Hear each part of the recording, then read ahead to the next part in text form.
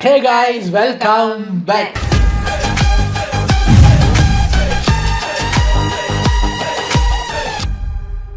எனக்கு நம்ம today trending சேனல்ல இருந்து ஒரு வீடியோ எடுத்துகிட்டு வந்திருக்கேன். கிட்டத்தட்ட 4 சப்ஸ்கிரைபர்ஸ் கமெண்ட் செக்ஷன்லேயும் சரி இன்ஸ்டாகிராம்லேயும் சரி இந்த வீடியோவை அனுப்பியிருந்தீங்க. என்னென்னு பார்த்தா டுடே ட்ரெண்டிங்கில் ட்ரம்ப் வெர்சஸ் கிம் அட்ராசிட்டிஸ். இதில் என்னென்னா போர் வந்து வேறு ஒரு ட்ரம்ப்புக்கும் இன்னொரு கண்ட்ரிக்கும் நடந்துகிட்டு இருக்கா. குறுக்காலத்து கௌசிக்கு வந்தா அப்படிங்கிற மாதிரி நம்ம நார்த் கொரியா அதிபர் இருக்காரு, அவர் ஆயுதங்களை எல்லாம் வச்சுக்கிட்டு ஐயோ நம்மன்னு அரிக்குதே கையை, யாராவது சண்டைக்கு வாங்கடா, ஏதாவது நான் பண்ணணும் வேடா அப்படிங்கிற மாதிரி. இப்போதான் ஒரு கிழமைக்கு முன்னாடி எலெக்ஷன்ல வர ஜெயிச்சிருக்காரு. அவருக்கு கிட்டத்தட்ட 99.9% ஓட்டு விழுந்திருக்கு. அவர் மட்டும்தான் போட்டிடுறாரு. ஆனா அதுலயும் ஒரு 7% பேர் அவருக்கு ஓட்டு போடாம இருந்திருக்காங்க பாருங்க. 100% ஓட்டு வரல. அந்த 7% யாரு? அவங்க என்ன செய்வாரோ அந்த தைரியசாலிங்க யாரு தெரியல. ஸோ அப்பார்ட் ஃப்ரம் தட் ட்ரம்ப்புக்கும் அவருக்கும் என்ன அட்ராசிட்டிஸ்? ட்ரம்ப் வெர்சஸ் கிம். ஏப்பா நீ சண்டையில இல்லையா, நீ எதுக்கு நொய்க்கிற தெரியல. அது என்ன ஏதுங்கிறத பார்க்க போறோம். அதுக்கும் ஒரு ட்ரால்.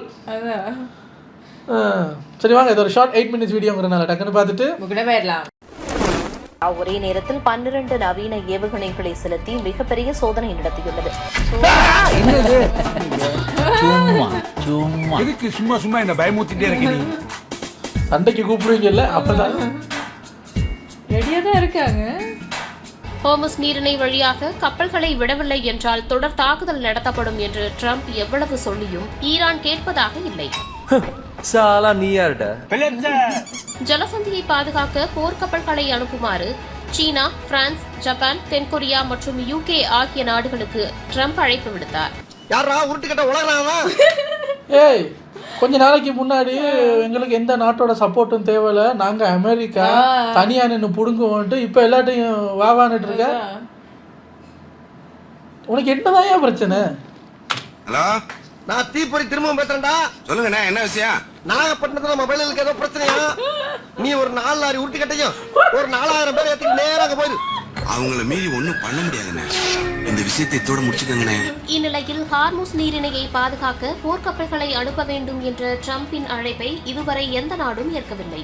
அண்ணே பொட்டி எடுக்கவில்லைன்னு சாதிக்கிறானே, நாயத்தை கேளுங்க. ஏப்பா எம்ம தர்மராசா, பொட்டியை கொண்டாந்து கொடுத்துறப்பா. வெயிட் பண்றவங்க நான் நேர்ல வரேன்டா. என்ன போலீஸ் இன்ஸ்பெக்டர்ன்றா? ஓ மை காட், தெரியாம ரொம்ப தப்பா போட்டேன். அதாவது ஹோர்முஸ் நீரிணை வழியாக எண்ணெய் பெறும் அனைத்து உலக நாடுகளுக்கும் போர்க்கப்பல்களை அனுப்ப வேண்டும் என ட்ரம்ப் அழைப்பு விடுத்தார். மேலும் இதில் பங்கேற்பவர்களுக்கு அமெரிக்கா நிறைய ஆதரவை வழங்கும் என்றும் கூறினார்.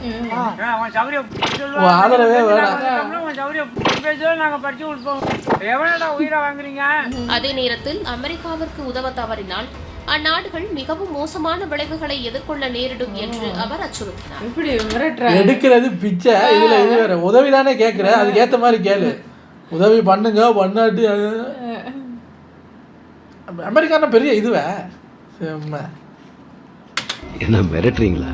ஐயா மிரட்டலங்க சிவாஜி. எதிர்க்கட்சிக்காரன் தலை தோரணம் கட்டி தொங்கவிடும் என்பதை எச்சரித்துக் கொள்கிறேன். இதனை திட்டவட்டமாக மறுத்துள்ள சீனா ஹோர்முஸ் நீரிணை ஈரானுக்கு சொந்தமானது என்று குறிப்பிட்டுள்ளது.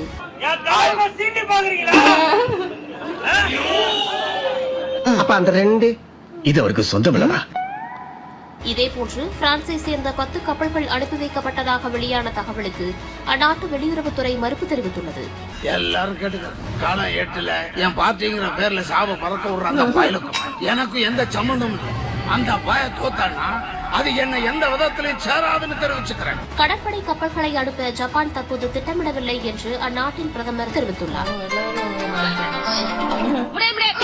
ஆஸ்திரேலியா கடற்படை கப்பல்களை அனுப்பாது என்று அந்நாட்டின் அமைச்சர் தெரிவித்தார். அம்மா வனஜா, இப்படி வெளியே வந்தா நீ தனி ஆள் கிடையாது, நீ ஒரு அடையாளம்.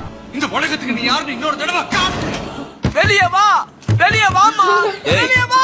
ஏய் பர்மனன்ட் பைத்தியம். இந்நிலையில் ட்ரம்பின் அழைப்பிற்கு எந்த நாடுகளும் இறங்கி வரவில்லை என தெரிகிறது. எல்லாம் சேர்ந்து அசிங்கப்படுத்துறீங்க. நீங்களே வச்சலாம் பண்ணீங்க.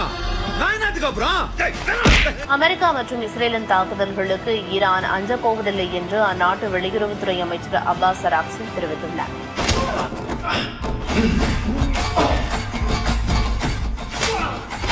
தலைவரை காட்டுங்க சார்.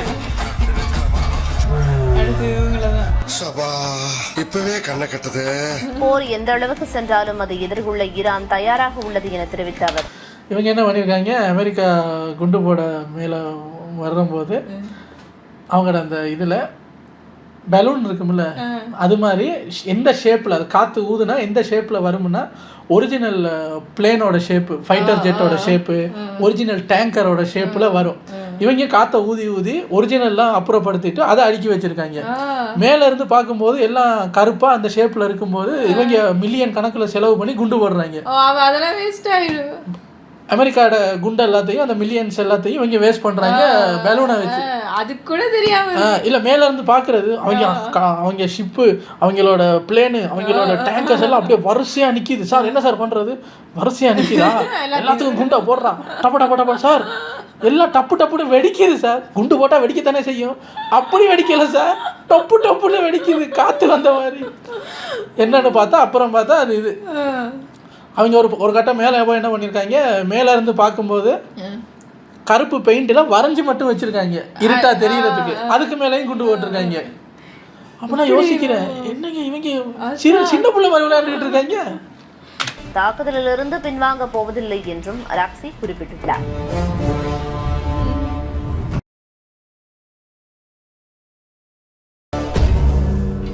ஆஹா, இது சரிப்பட்டு வராது. வழக்கம் போல நம்ம ரூட்ல போனா தான் சரியா வரும். யோ இப்பவாது 2 வார்த்தை பேசுங்கயா. பஞ்சாயத்து பைனலுக்கு வந்துருச்சு, இன்னமும் பாயிண்ட் வரட்டும்ங்கறீங்க. ஈரானின் விமானப்படையும் கடற்படையும் அழிக்கப்பட்டு விட்டதாக கூறிய ட்ரம்ப் போர்க்கப்பல்கள் மற்றும் விமான எதிர்ப்பு அமைப்புகளும் அழிக்கப்பட்டதாகவும் தெரிவித்துள்ளார். அந்நாட்டின் தலைவர்களும் இறந்து விட்டதாக அமெரிக்க அதிபர் ட்ரம்ப் அறிவித்துள்ளார்.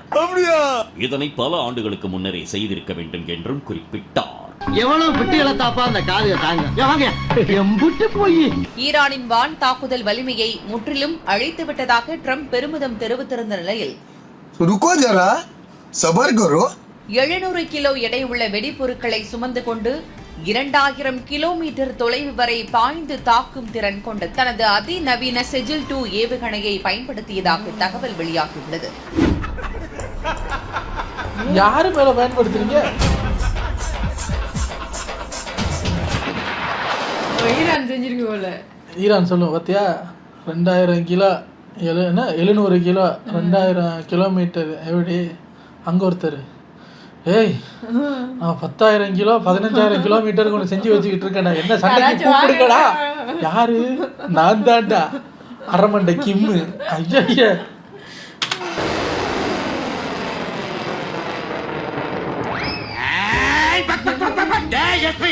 ஈரான் தனது 52வது அலை தாக்குதலில் இந்த ஏவுகணையை பயன்படுத்தியுள்ளதாக ரஷ்ய தொலைக்காட்சியான ரஷ்யா டுடே கூறியுள்ளது.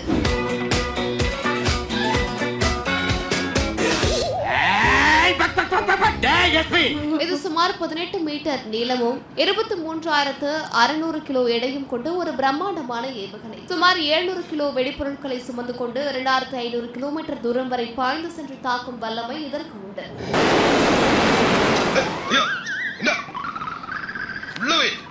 ஒரு கண்ட்ரியும் எங்ககிட்ட 2000 கிலோ இருக்கு 3000 கிலோ இருக்குன்னு எல்லாம் பண்ணுவீங்க, நடுவில் சாகிறது பொதுமக்கள் தான். ஈரானின் இந்த ஏவுகணைக்கு பாதுகாப்பு நிபுணர்கள் சூட்டியுள்ள பெயர் டான்சிங் மிசைல்.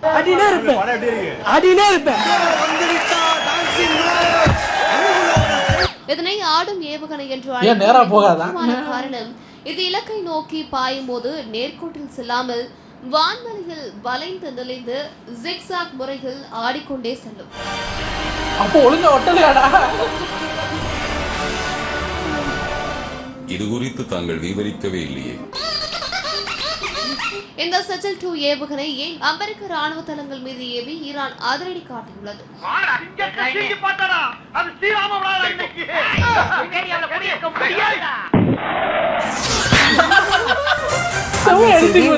நீரிணையை கடந்து மும்பைக்கு வந்து சேர்ந்தது முதலாவது கச்சா எண்ணெய் கப்பல். ஈரானிலிருந்து மேலும் ஒரு கப்பல் இந்தியா வந்தடைந்திருக்கிறது.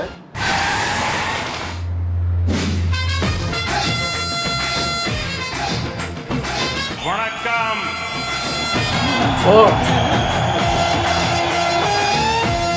பிஜே பாபாஜி இந்தியாவிற்கு மட்டும் அனுமதி அளிக்கப்பட்டிருக்கிறது. ஈரான் அனுமதி அளித்த நிலையில் ஷிவாலிக் என்ற எல்பிஜி டேங்கர் கப்பல் இந்தியா வந்தடைந்திருக்கிறது. நம்ம யாருக்கும் பகை இல்லாம போயிடுவோம். You can ask Putin. Putin fears us.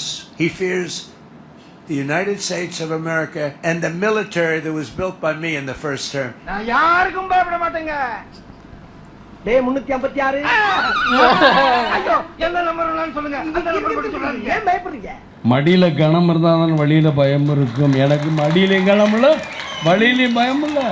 ஒரு சில பேர் என்ன சொல்றாங்கன்னா, அந்த எப்ஸ்டீன் ஃபைல்ஸ் எல்லாம் குபுகுபுன்னு வந்துச்சுல, அதை மறக்க அடிக்கிறதுக்காக தான் இந்த போர் அப்படி இப்படின்னு செய்யறாங்கன்னு அது ஒரு குரூப் சொல்லிக்கிட்டு தெரியுது. எது உண்மைன்னு தெரியல. நீ எல்லாம் என்ன கேள்வி கேட்கலாமா? வடகொரியா ஒரே நேரத்தில் 12 நவீன ஏவுகணைகளை செலுத்தி மிகப்பெரிய சோதனை நடத்தியுள்ளது. சும்மா சும்மா எதுக்கு சும்மா சும்மா என்ன பயமுத்திட்டே இருக்க நீ? அதிபர் கிம் ஜாங் உன் மற்றும் அவரது மகள் கிம் ஏ ஜூ நிலையில் நடைபெற்ற இந்த சோதனையில் சுமார் 364 கிலோமீட்டர் தொலைவில் உள்ள இலக்குகளை ஏவுகணைகள் துல்லியமாக தகர்த்தன. எப்படி குத்துவேங்கிறத குத்தி காட்டிருக்கேன். இது நானே செஞ்ச ஹேண்ட்மேட். நல்லா இருக்கா? என்ன கத்தி காட்டுற? சுத்தி ஆளுங்க இருக்காங்க தெரியும்ல. சத்தம் போட்டீங்க இறங்கிடுவேன். அப்புறம் ஆளுங்க வந்து என்ன பண்ண போறாங்க? இந்த காட்சிகளை வடகொரிய ராணுவம் தற்போது வெளியிட்டுள்ளது. ஆனா ஒன்னே ஒண்ணு தெரிஞ்சுக்கோ, அண்ணன் வண்டியில 2 பொருள் எப்பவுமே இருக்கும். உண்டு மாதிரி எப்ப வேணா எடுத்துக்கோ, எதுக்கு வேணா யூஸ் பண்ணிக்கோ. அவர் உங்களை அடிச்சாருன்னு என்கிட்ட சொல்லுங்க, நான் பாத்துக்கிறேன். அவர் அங்க சப்போர்ட் பண்றாரு. தெரியல எங்க சப்போர்ட் பண்றாரோ. களத்துக்கு வாங்க. சோதனை மட்டுமே பல வருஷமா சோதனை மட்டுமே பண்ணிக்கிட்டு இருந்தா என்ன? அவங்களே செஞ்சு அவங்களே வெடிக்க வச்சுக்கிட்டு கை தட்டிக்கிட்டு நிற்கிறாங்க. சட்டு போட்டு நேரங்க எங்கேயாவது போடுங்க சார், இந்த பிரச்சனையை முடிங்க சார். சிலிண்டர் தட்டுப்பாடெல்லாம் வந்துடும் போல இருக்கு.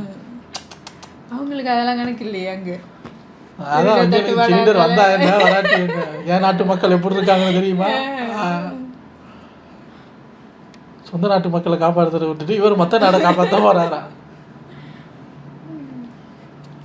இது என்ன பிரச்சனை? எதுக்கு நடக்குது? என்னங்கிறாங்க இவங்க. என்னவோ அடிச்சு சாகிறதுக்கு இல்லை, இங்கே பெட்ரோல் தட்டுப்பாடு, விலை ஏற்றம், அது இதுன்னு எல்லாம் நம்ம தலையில் தான் வந்து விடுது. ஆத்திர அவசரத்துக்கு வெளிநாட்டிலேருந்து ஊருக்கு போகணும் அப்படின்னா இப்போ டிரான்சிட்லாம் இல்லை. அங்கே சுற்றி இங்கே சுற்றி ஒரு 50,000 ஃப்ளைட் டிக்கெட் போகுதா, இப்போ வந்து 2.5 லட்சம் கேட்குறாங்க. ஏன்னா டைரக்ட் அந்த ஃப்ளைட்ஸ் எல்லாம் இல்லை, கல்ஃப் கண்ட்ரிஸுக்கு போகிற ஃப்ளைட்ஸ் எல்லாம் இல்லை. அப்போ சுற்றி போகிறதுக்கு ரேட்டும் டைமும் ஜாஸ்தியாகும்.